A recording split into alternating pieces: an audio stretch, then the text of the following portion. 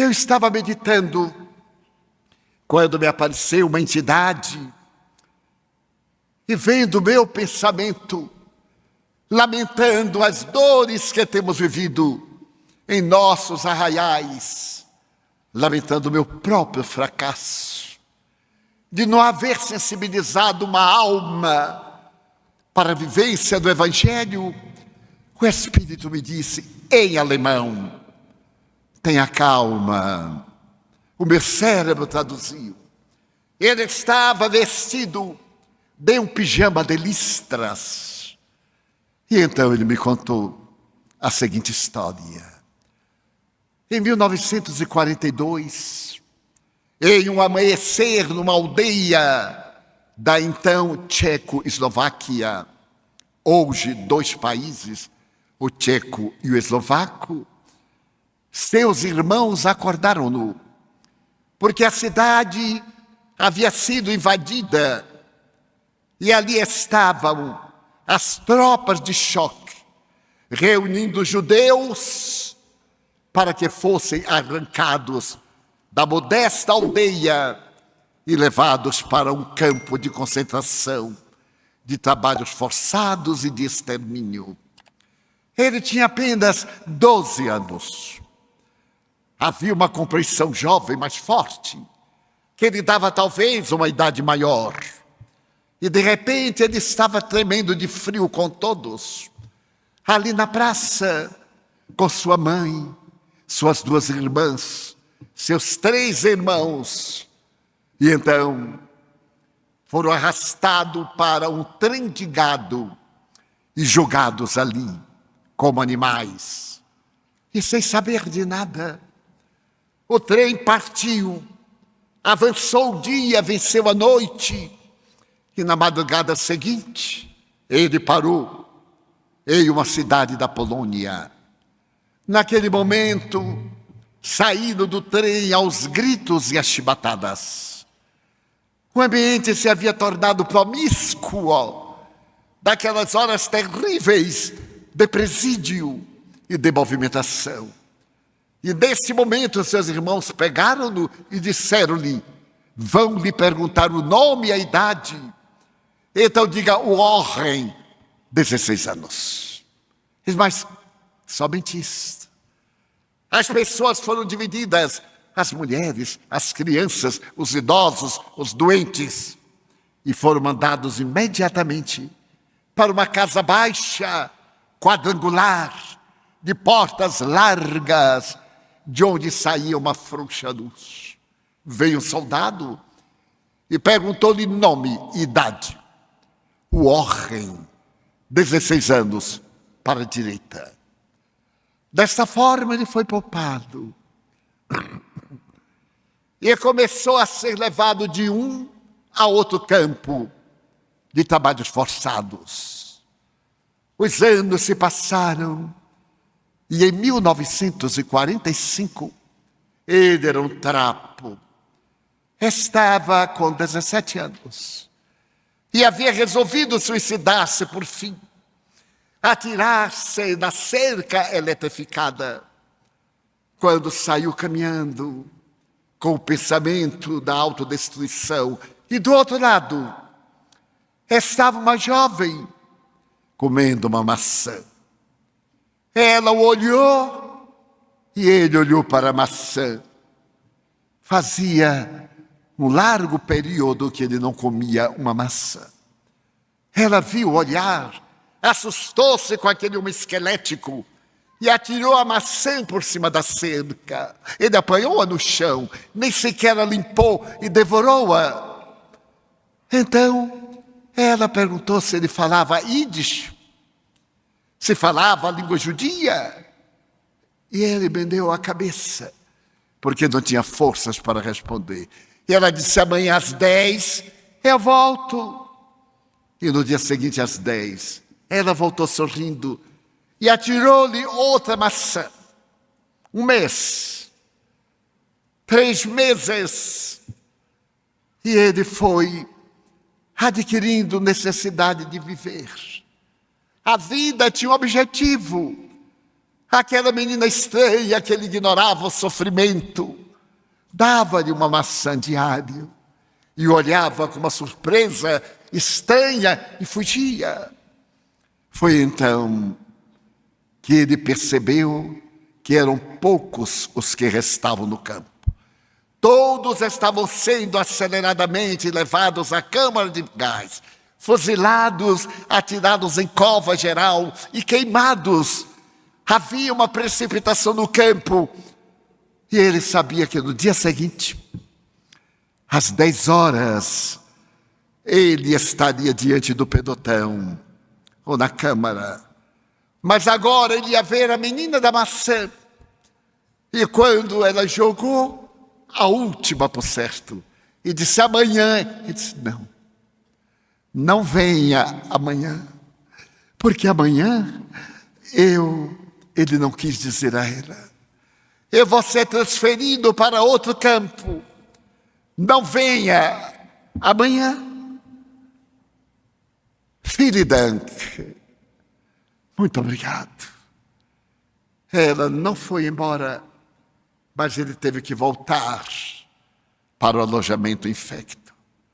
E no dia seguinte, mais ou menos às 9h30, ele começou a ler a Torá em pedaços de papel e tábua, e na parede ele ia morrer. Algo estranho aconteceu. Ele ouviu o explodir de granadas. Ele ouviu as metralhadoras, o som terrível, a gritaria. E daí a pouco, o ruído de veículos, ele saiu. Eram os tanques soviéticos que estavam entrando. E através de um alto-falante em 6 idiomas, se dizia, vocês estão livres. Vocês estão livres. E ele, livres, viu o portão amaldiçoado que tantas vezes ele desejou passar. E nunca se atreveu por causa da metralhadora que iria fulminar-lhe a vida. Então ele desmaiou. Acordou num campo de refugiados. Mais tarde foi para a Inglaterra.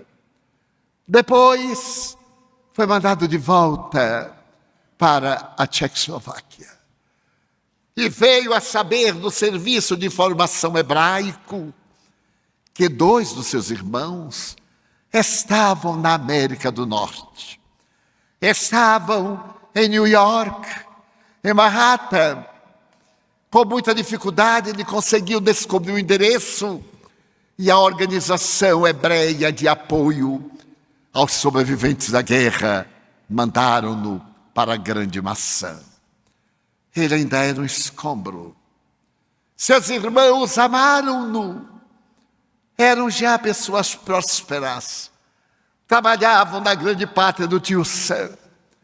E começaram a providenciar um trabalho para ele. Ele estava agora com 20 anos. Mas havia no seu semblante a marca do campo, dos campos de concentração. Em uma noite, o irmão que o protegia disse-lhe, amanhã eu vou ter um encontro com minha namorada, mas ela somente pode sair, os pais somente permitem, se ela estiver acompanhada de uma amiga. E eu quero lhe pedir para que você vá para ficar conversando com ela, enquanto eu namoro com a mulher com quem me casarei. E ele disse, não tenho interesse. O amigo disse-lhe uma coisa terrível. Até hoje, Hitler mantém você no campo de concentração. Você tem necessidade de romper os grilhões. Você necessita ser livre. E você irá comigo de qualquer forma. Ele devia muito carinho ao irmão. E foi, entristecido. Apareceram 2 jovens que o irmão foi buscar no seu automóvel. Foram à matinê. O irmão com a namorada. E ele, sem saber que dizer àquela jovem de cabelo ruivo, que eu fitava longamente. Na saída, o irmão foi a uma sorveteria. E no caminho, para tentar uma comunicação, ele olhou para a jovem, que era muito tímida. Bem, ela deveria ter 25, 23 anos. Ele não sabia calcular. Ele perguntou-lhe: você é americana? Não, não sou americana. Eu sou judia da Hungria. Ah, então você é judia da Hungria. Quantos anos você tem? Eu tenho mais de 40. Ele ficou espantado. Ela não demonstrava. Mais de 40, é. E então ela disse: você fala o inglês? É engraçado. Por quê? Ele disse: porque eu sou judeu. Mas eu também sou judia. Poderíamos falar em Yiddish? Como não? E ela disse: minha vida, eu consegui sobreviver. Eu estive na guerra e a minha mãe me confiou. Eu era uma mocinha. Bem, era uma meninota. Minha mãe me confiou uma família católica de Berlim. E a família criou documentos. Eu sobrevivi à guerra. E de repente, bem próximo da nossa casa no interior de Berlim, um campo de concentração matava pessoas como se matam moscas. Eu ouvia falar, sentia o odor da carne humana no forno, mas eu não sabia exatamente o que era. Eu resolvi ver. Curiosidade infantil. Então eu vi um homem esquálido, andando, triste, e eu senti uma dor profunda, de tal forma que a maçã que eu estava comendo, eu joguei para ele. Ele disse: não, não é possível. E o que é que ele lhe disse? Nada. Mas eu, falou ele, estive nesse campo de concentração. E claro, eu havia resolvido morrer, porque eu já estava morto. Essa é que é a verdade, eu queria deixar de respirar. E sair despedido e do arame farpado no qual eu ia jogar meu corpo. E vi uma menina comendo uma maçã. Ela jogou-me. A moça disse: pare o carro. Essa menina fui eu? Ele disse: não pode. Não pode ser. Não me iluda. Você lembra, por acaso, da última frase que eu disse? Como não? Você disse: não volte amanhã, porque eu vou ser transferido para o outro campo. Ele desmaiou nos braços dela. No dia seguinte, voltaram a encontrar-se. E ele falou: sempre eu a amei. Desde aquele momento eu carreguei você na minha cabeça. Eu vivia escravo no campo, porque eu me lembrava de você. E nunca eu iria encontrar. Ela disse: nem eu. Eu queria casar-me com você. Mas você não me conhece? Conheço. Eu conheço o seu coração. Eu conheço a sua bondade. E isto para mim basta. Então você terá que falar com meus pais adotivos. Ele contava e chorava. Eu estava quase de joelhos, sentado à cama baixa, deslumbrado. E ele se foi transfigurando diante dos meus olhos. E nós nos casamos. Transferi-me para a Flórida. Fui morar em Miami.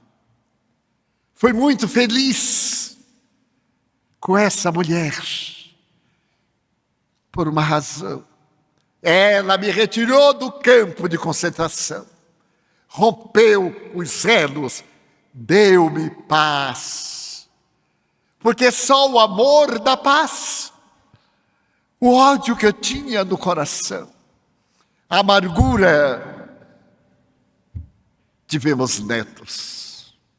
A minha história foi levada ao cinema em Hollywood. O Homem do Pijama termina diferente, mas ela terminou. Eu deixei meus netos.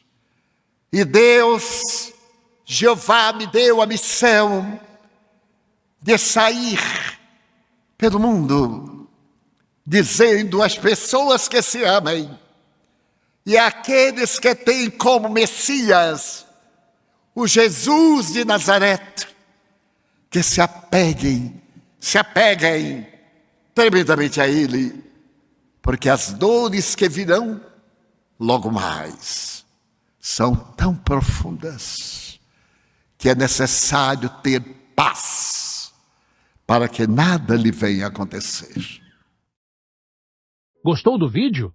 Ele fez sentido para você? Compartilhe sua opinião nos comentários. Aproveite e deixe seu nome ou o nome de um ente querido para incluirmos em nossa corrente de oração. Ah, e se ainda não é inscrito no canal, inscreva-se e deixe seu like. Isso é muito importante para nós e uma maneira de apoiar nosso trabalho de levar cada vez mais conhecimento até você. Obrigado de coração.